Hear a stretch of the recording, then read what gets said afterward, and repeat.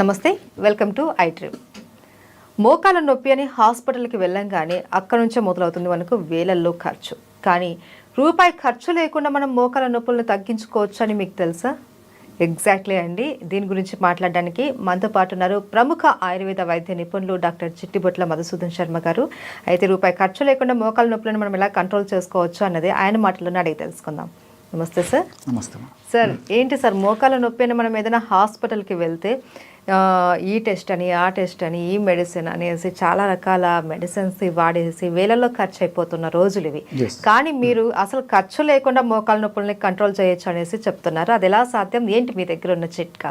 చాలా మంచి ప్రశ్నమా. మీరు అన్నట్లు వేల రూపాయలు, లక్ష రూపాయలు ఖర్చు పెట్టుకునేటువంటి పరిస్థితి అమ్మా మోకాళ్ళ నొప్పుల సమస్య.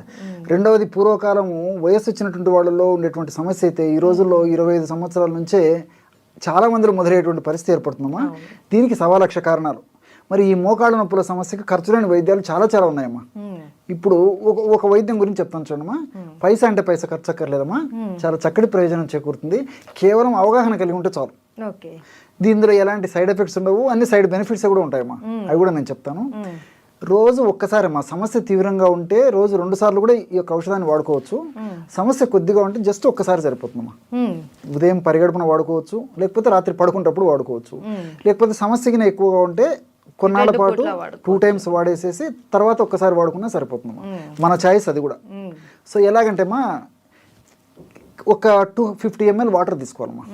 ఒక పాత్రలో 250 ml వాటర్ తీసుకొని, పారిజాతం ఆకులు మీకు తెలుసు కదమ్మా. గ్రామాలు, పట్టణాలు, నగరాలతో నిమిత్తం లేకుండా ఎక్కడ పడితే ఇక్కడ పారిజాతం చెట్లు ఉంటాయమ్మా. సో ఆ పారిజాతం ఆకులు జస్ట్ 2 కానీ 3 కానీ తీసుకోవాలమ్మా. ఆకులు చిన్నగా ఉంటే 3 తీసుకోవచ్చు, ఆకులు పెద్దవైతే 2 సరిపోతాయి. 2-3 ఆకులు తీసుకుంటే సరిపోతుంది. అవి చిన్న చిన్న ముక్కలుగా చేసేసి ఆ నీళ్ళలో వేసేయాలమ్మా. 250 ml వాటర్లో 2 లేదా 3 పారిజాతం ఆకుల్ని శుభ్రం చేసేసి చిన్న చిన్న ముక్కలు చేసేసి అందులో వేసేసి ఇంచుమించు ఒక 50 to 100 ml నీళ్లు మీరేటట్టు మరిగించుకోవాలమ్మా. అప్రాక్సిమేట్గా. సో 50 to 100 ml నీళ్లు మీరేటట్టు మరిగించేసేసి దించేసేసి ఫిల్టర్ చేయాలమ్మా. ఆ విధంగా మనం ఎప్పుడైతే బాయిల్ చేసామో ఆ నీళ్ళ కలర్ మారిపోతుంది. అంటే పారిజాతం ఆకులు ఉన్నటువంటి ఆ సుగుణాలు, ఔషధ గుణాలన్నీ నీళ్ళలోకి వచ్చేస్తాయమ్మా. సో గోరువెచ్చగా ఉన్నప్పుడు ఫిల్టర్ చేసేసి అందులో ఒక 500 మిల్లీగ్రాముల నుంచి 1 గ్రామ్ ఉప్పు వేయాలమ్మా. సాల్ట్. ఇక్కడ మీకు సందేహం రావచ్చు, బీపీ పేషెంట్లు ఎక్కువగా సార్ సాల్ట్ వాడకూడదు అంటారు. సో కొద్దిగా సాల్ట్ వాడుకోవడం వల్ల ఎలాంటి ఇబ్బంది ఉండదు. వాళ్ళకు మరీ సందేహం ఉంటే ఒక 2 చిటికలు, 2 పించెస్ మిరియాల పొడి వేసుకోవచ్చు. ఉప్పుతో పాటు ఉప్పు లేకుండా కూడా వాడుకోవచ్చు. ఉప్పు వేసుకుంటే మిరియాల అవసరం ఉండదు, మిరియాలు వేసుకుంటే ఉప్పు అవసరం ఉండదు. కాబట్టి అలాగే ఏదో ఒకటి సరిపోతుంది. జనరల్గా అయితే ఉప్పు వాడుతుంటారు. అదే ఇట్లా ఏదైనా డౌట్ ఉన్నటువంటి వాళ్ళైతే జస్ట్ మిరియాల పొడి సరిపోతుంది. షుగర్ లేనటువంటి వాళ్ళైతే ఇందులో తేనె యాడ్ చేసుకోవచ్చు. షుగర్ ఉంటే తేనె వద్దమా. సో ఈ యొక్క ఔషధాన్ని 1 డోసుగా వాడుకోవాలి. ఇట్లా రెగ్యులర్గా వాడుకోవడం వల్ల చాలా త్వరగా ఆ మెడిసిన్లో ఉన్నటువంటి ఔషధ గుణాలన్నీ దేహంలో పనిచేసేసి మోకాళ్ళ నొప్పులకు కారణభూతమైనటువంటి వివిధ అంశాల యొక్క ప్రభావాన్ని నిర్వీర్యం చేసేసి నొప్పులు తగ్గిపోతాయమ్మా. సేఫ్టీ. సో ఇక్కడ ఎలా ఇదవుతుందంటమ్మా, ఈ మోకాళ్ళ నొప్పుల సమస్య ఉన్నటువంటి వాళ్ళలో ఇన్ఫ్లమేషన్ ప్రక్రియ జరుగుతుంటుందమ్మా. అదొక ప్రాసెస్ అనమాట. ఆ ఇన్ఫ్లమేషన్ ప్రక్రియ జరిగేటప్పుడు TNF ఆల్ఫా, అదేవిధంగా సైటోకైన్స్, ఇలాంటి అనేక రకాలైనటువంటి రసాయన పదార్థాలు అక్కడ ఉత్పత్తి అవుతుంటాయమ్మా. ప్రోస్టాగ్లాండిన్స్ ఇవన్నీ కూడా ఉత్పత్తి అయ్యే కొద్దీ నొప్పి, పోటు, సలుపు, బాధ ఇలాంటివన్నీ అసౌకర్యాలు కలుగుతుంటాయమ్మా. సో ఈ యొక్క పదార్థాన్ని ఈ పద్ధతిలో వాడుకోవడం వల్ల, అంటే పారిజాతం కషాయాన్ని ఈ పద్ధతిలో వాడుకోవడం వల్ల ఏం చేస్తుందమ్మా, ఆ యొక్క హానికారకమైనటువంటి పదార్థాల యొక్క ఉత్పత్తిని తగ్గించేస్తుందమ్మా. అట్లే అవి చేసేటువంటి హాని అంటే నొప్పి, పోటు, సలుపు ఇవన్నీ దానివల్లనే కలుగుతున్నాయి. కాబట్టి ఆ యొక్క శక్తిని నిర్వీర్యం చేసేస్తుంది, ఉత్పత్తి తగ్గిస్తుంది. అవి చేసేటువంటి ఆ దుర్లక్షణాలు ఏవైతే అవి కలగజేస్తాయి, ఆ దుర్లక్షణాలు కూడా తగ్గించేస్తాయి. కాబట్టి సేఫ్టీగా పనిచేస్తుంది. రెండోది ఏంటంటే, ఈ మోకాళ్ళ భాగంలో ఈ నొప్పినటువంటి వాళ్ళలో కండరాలకు ఈ యొక్క ఎంజైమ్స్ ఉత్పత్తి సరిగ్గా లేకపోవడం చేత కండరాలు బాగా స్టిఫ్గా తయారైపోతాయి. గుజ్జు అన్నది తగ్గిపోతుంది. అది కీళ్ళమ్మా.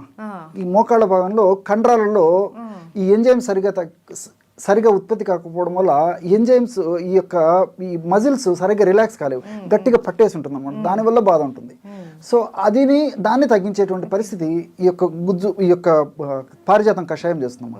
రెండోది ఏంటంటే ఈ మోకాలు భాగంలో ఉన్నటువంటి, నేను ఇంతకుముందు చెప్పినట్లు ఈ యొక్క కండాలని నార్మల్గా చేయడమే కాకుండా ఆ మోకాళ్ళ భాగంలో ఉన్నటువంటి ఎముకల్లో ఉన్నటువంటి సమస్యను తొలగిస్తుంది.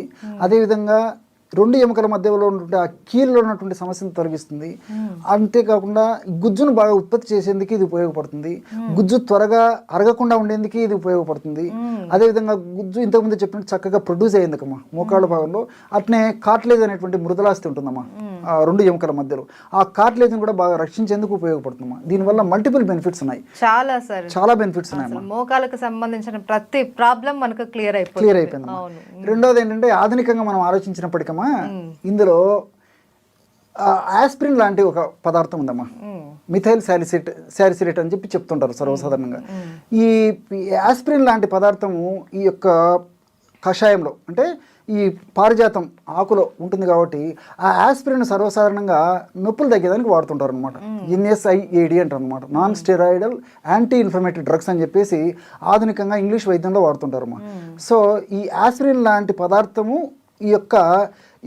ఇది చెప్పాను కదమ్మా, ఈ ఆకులు ఉంటుందమ్మా.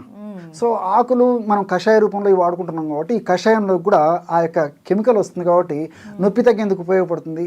అందులో ఇంకోటి అంటే న్యాచురల్గా మనం బాడీకి అందజేస్తున్నాం కాబట్టి సైడ్ ఎఫెక్ట్స్ ఉండవు, అన్ని సైడ్ బెనిఫిట్స్ ఉంటాయమ్మా. కాబట్టి ఎక్కువ రోజులు వాడినా ఇబ్బంది ఉండదు, కాబట్టి దీనివల్ల ప్రాబ్లం ఉండదు, అన్ని సైడ్ బెనిఫిట్స్ ఉంటాయి కాబట్టి క్షేమదాయకంగా వాడుకోవచ్చు. మీరు అడిగినట్లే పైసా అంటే పైసా ఖర్చు ఉండదు, ఎక్కడికి కాకపోతే కేవలం ఒక కషాయనే తాగొచ్చు. ఉప్పు తర్వాత మిరియాల పొడి లేదన్నా ఉడకబెట్టుకుని తాగినా సరిపోతుంది. ఫలితం అయితే మంచి ఫలితం కలుగుతుంది. అవును సార్. అండ్ సార్ ఫైనల్గా సింపుల్గా ఈ మోకాల నొప్పితో బాధపడే వాళ్ళు ఎలాంటి ఫుడ్ తీసుకుంటే వాళ్ళకి మోకాలలో బలం చేకూరుతుందో చెప్తారా? బాగా కాల్షియం రిచ్ ఫుడ్ బాగా తీసుకోవాలమ్మా. కాల్షియం బాగా ఉన్నటువంటి ఆహార పదార్థాలు బాగా తీసుకోవాలి. దీనికి తోడేమంటే ఈ డ్రై ఫ్రూట్స్, డ్రై నట్స్ ఇలాంటివి బాగా తీసుకుంటున్నామమ్మా. వీటన్నిటికి తోడు మనకు సీజన్లో దొరికేటువంటి ఫ్రూట్స్ బాగా తీసుకోవాలమ్మా. అంటే కొన్ని సందర్భాలు అంటే ఇప్పుడు షుగర్ పేషెంట్స్ ఉంటారు, కొన్ని ఫ్రూట్స్ తినకూడదు. అలాంటి వాళ్ళు తినదగిన ఫ్రూట్స్ తినాలి. అట్లా ఆయా వ్యాధులు ఉన్నటువంటి వాళ్ళు తినకూడనటువంటి ఫ్రూట్స్ అయితే తినకూడదు, కానీ మిగతా ఫ్రూట్స్ అన్ని తినొచ్చమ్మా. జనరల్గా ఏ సమస్య లేనటువంటి వాళ్ళు, కేవలం మోకాళ్ళ నొప్పుల సమస్య ఉన్నటువంటి వాళ్ళు అన్ని ఫ్రూట్స్ తీసుకోవచ్చమ్మా. ఈ విధంగా డ్రై నట్స్, డ్రై ఫ్రూట్స్, అదేవిధంగా మనకు డైలీ లభించేటువంటి ఈ సీజనల్ ఫ్రూట్స్ ఇవన్నీ తీసుకోవచ్చు. రెండవది ఏమంటే దుంపకూరలు ఎంత దూరంగా ఉంటే అంత మంచిదమ్మా. దుంపకూరలు వాడుకోవడం వల్ల ఈ మోకాళ్ళ నొప్పులకు సంబంధించినటువంటి కొన్ని రకాలైనటువంటి కెమికల్స్ ఎక్కువగా ఉత్పత్తి అయ్యి దానివల్ల నొప్పులు ఎక్కువైనటువంటి పరిస్థితి ఏర్పడుతుంది. కాబట్టి ఈ దుంపకూరలు ఎంత అవాయిడ్ చేయగలిగితే అంత మంచిది.